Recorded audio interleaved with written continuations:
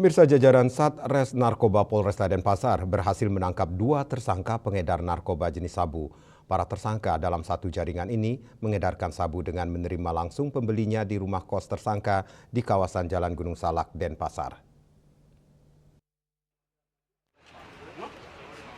Dua tersangka masing-masing Sudarmanto alias Dona 42 tahun dan Suwarno alias Bowo 32 tahun.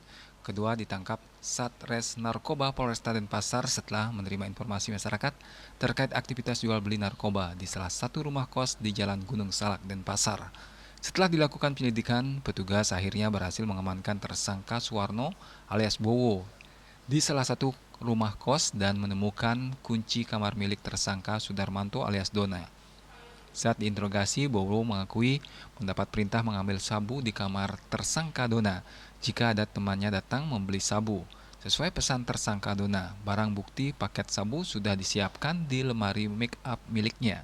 Saat digeledah, petugas menemukan barang bukti berupa 9 paket klip berisi kristal bening yang diduga narkotika jenis sabu berat bersih 4,16 gram.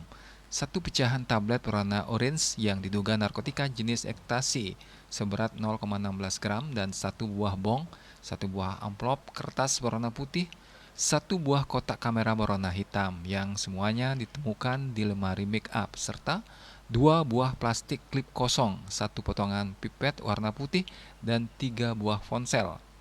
Kasat Res Narkoba Polresta Denpasar Kompol M. Akbar Eka Putra Samosir jelaskan, tersangka Dona mengaku membeli narkotika jenis sabu seharga Rp5.500.000 per 5 gram kepada seseorang yang bernama Dewe dan dipecah menjadi paket kecil untuk dijual kembali serta dikonsumsi sendiri. Membeli paket sebesar 5 gram untuk sabu-sabu dan ekstasi, selanjutnya dipecah-pecah menjadi paket kecil, kemudian diedarkan di wilayah Denpasar dan sekitarnya.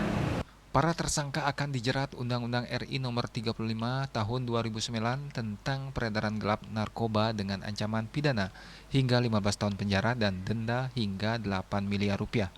Rai Suantara, Bali TV.